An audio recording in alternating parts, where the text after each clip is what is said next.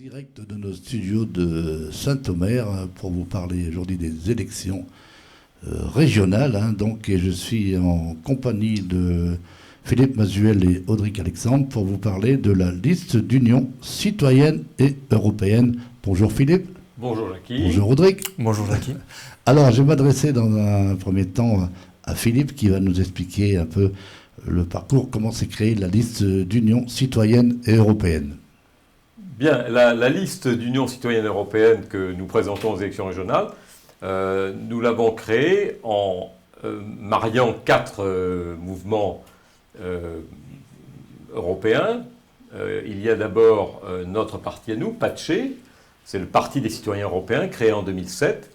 Il s'appelle PACE, ça veut dire la paix en italien en Corse, parce que c'est une façon, quand nous l'avons créé, c'est une façon de rendre hommage à la paix que l'Europe a apportée à l'Europe, notamment entre la France et l'Allemagne.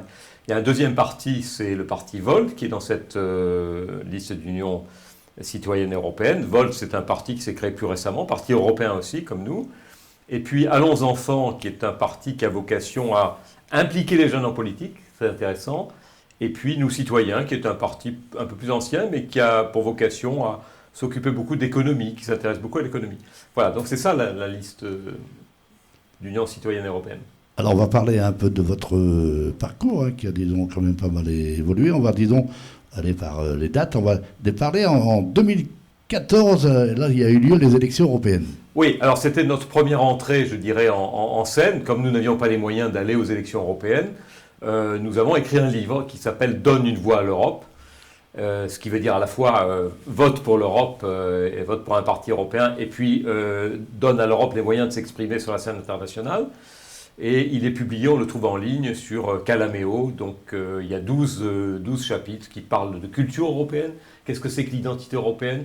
Quelle est la langue de l'Europe? Enfin, ce genre de sujets qui permettent de comprendre ce que nous sommes. Alors on va revenir sur l'année précédente. 2013, là, il y a eu une rencontre. Alors 2013, c'est peut-être l'année clé dans PACE, puisque j'ai fait la rencontre d'Audric, un jour où j'allais à la fac donner un cours, parler de l'Europe. Et Audric vient me voir après et il me dit ça m'a beaucoup intéressé, PACE, ce que vous faites, et j'aimerais travailler pour vous. Et bien on a trouvé un système, il a travaillé pour nous dans un cadre associatif, et ça fait 8 ans, qu'il est mon bras droit en fait, et il est tellement européen, mais tellement aussi ancré dans son territoire, dans cette région. Il a 2 pieds, un pied en Europe, un pied ici, que nous avons décidé de le présenter aux législatives 2017, il en dira un mot tout à l'heure, de le prendre comme tête de liste aux européennes de 2019, et enfin de le choisir comme tête de liste aux régionales de 2021. Les élections régionales, bien sûr, c'est cette année, mais il y en a eu d'autres, et on va revenir sur 2015. Oui, alors en 2015, on a essayé de monter une liste, mais il faut que vos téléspectateurs sachent que pour monter une liste, il faut 180 candidats, ce qui est énorme, c'est très compliqué de trouver 180 candidats. Et donc, nous en avons trouvé seulement 150 en 2015, donc on n'a pas pu monter la liste. Voilà, donc on s'est rattrapé cette fois. Aujourd'hui, ça va mieux, comme on dit. Alors, on va revenir maintenant sur une année un peu clé, c'est 2016. Là, on a parlé de primaire. Oui, alors en 2016, moi j'ai participé à une primaire présidentielle en ligne. C'était la première fois qu'on montait une primaire proposant à des citoyens d'être candidats à la candidature à la présidence de la République. Nous étions 200 au départ, et il y avait tout un processus assez complexe à suivre. Et donc j'ai fait partie des 12 qui ont été sélectionnés par ce processus. J'ai terminé 6e, et ensuite j'ai soutenu une femme qui s'appelle Charlotte Marchandise, une jeune femme, qui a eu 135 signatures de maire. D'ailleurs, je suis persuadé que si on avait eu 2 mois de plus, elle aurait pu avoir les 500 signatures, et elle aurait pu être candidate à la présidentielle 2017 en face de M. Macron. Et bien voilà, donc ce sera peut-être un jour, ça reviendra peut-être. Donc maintenant, donc qui va se... Moi je voudrais en savoir un petit peu plus sur Audric qui va se présenter. Oui, très bien. Moi c'est Audric Alexandre, j'ai 32 ans et je suis originaire d'Arras. J'enseigne, je suis vacataire, chargé de TD, donc à Amiens, à Arras et à Douai. J'enseigne les langues principalement, donc l'anglais, l'espagnol, et puis j'ai aussi beaucoup enseigné le français hors de France, au Royaume-Uni, en Espagne, en Allemagne. Vous voyez un peu une belle carte de visite quand même.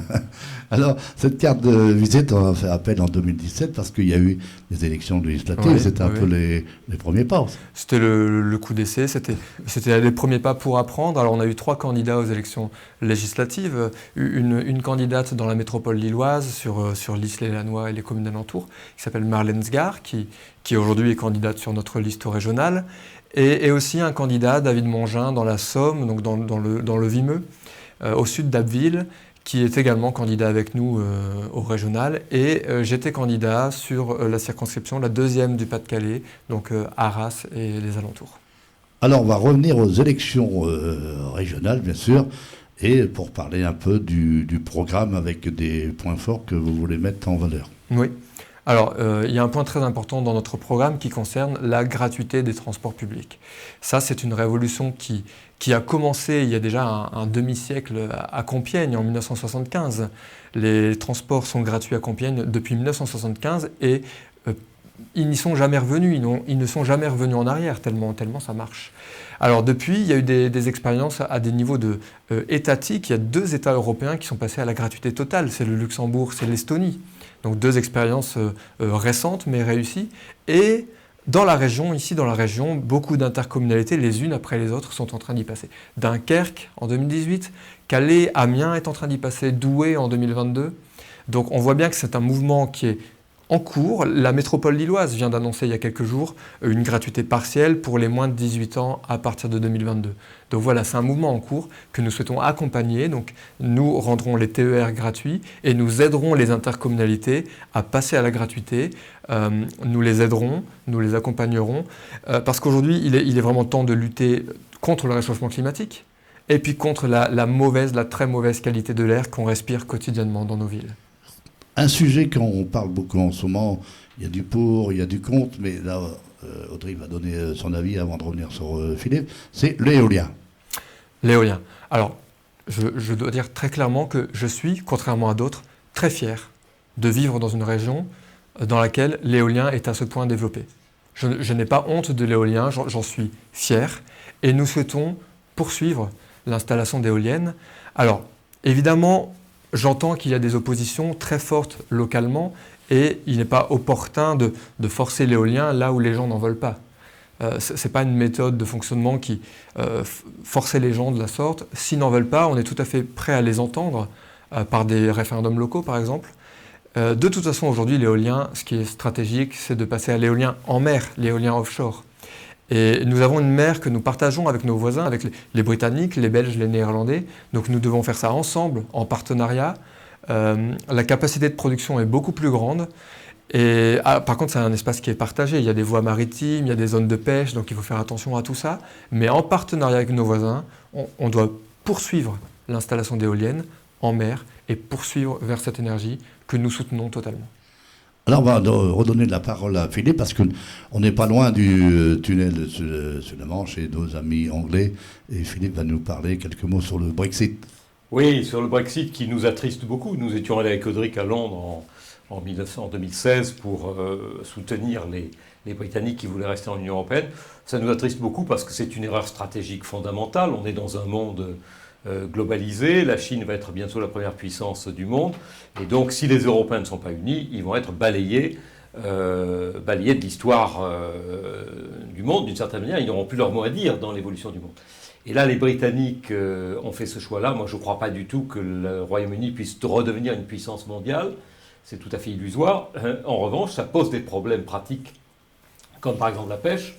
Nous étions en Boulogne l'autre jour avec Audric, et quand on voit les difficultés qu'ont maintenant les pêcheurs à pouvoir exercer leur métier dans les eaux britanniques parce qu'ils n'ont pas encore de licence, beaucoup n'ont pas de licence, c'est un problème très concret qui a été posé par la sortie du Royaume-Uni.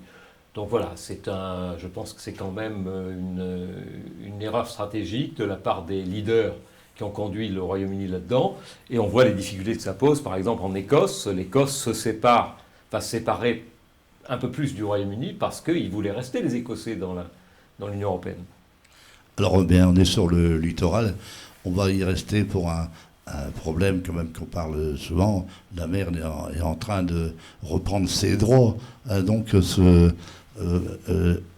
Audrey va nous parler justement de ce phénomène qu'il faut anticiper et prévoir pour les années futures. Oui, la mer est en train de monter, ça on le sait, on le voit venir. D'ailleurs, on a été sollicité par des associations sur ce sujet. La mer monte et en France, on ne fait rien. On voit le phénomène arriver et on ne s'y prépare pas. Alors qu'à côté de nous, nous avons nos voisins belges, néerlandais. Alors les néerlandais, depuis toujours, ils sont sous le niveau de la mer. Donc ils ont appris à gérer la mer. Ils ont toute une filière industrielle, des emplois qui sont liés à comment vivre en dessous du niveau de la mer. Ça, ce sont des choses qu'ils savent faire. Les Belges s'y sont mis plus récemment parce qu'ils s'adaptent au réchauffement climatique. Et nous, en France, et ici dans la région, on ne le fait pas encore. Donc là, on a toute une filière à développer, une toute nouvelle filière industrielle qui permettra de créer beaucoup d'emplois. Il faut aussi voir l'opportunité. Donc il faut former les gens. Il faut créer les emplois. Et on a beaucoup de chance ici dans la région, parce qu'on a nos voisins qui sont juste là et qui peuvent nous aider. On peut travailler en partenariat, main dans la main, avec les Belges, les Néerlandais, développer cette filière, protéger. On a une centrale nucléaire quand même. Moi, je ne suis pas très fan du nucléaire, mais la centrale, elle est là. Il faut la protéger de la montée des eaux. On a tout un tas d'usines, Céveso, des usines qu'il faut protéger. Et puis surtout, les habitations des gens. Les gens vivent là, ils ont leur maison, ils ont leur cadre de vie. Il faut réfléchir dès aujourd'hui à tout ça. Il faut élaborer un véritable plan de protection du littoral.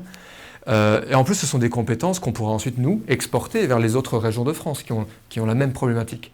Et j'ajouterais qu'on est en train de vivre un moment clé, un moment absolument clé avec la crise du Covid qui a été terrible, mais qui a entraîné... Là, il y a un grand plan de relance qui arrive.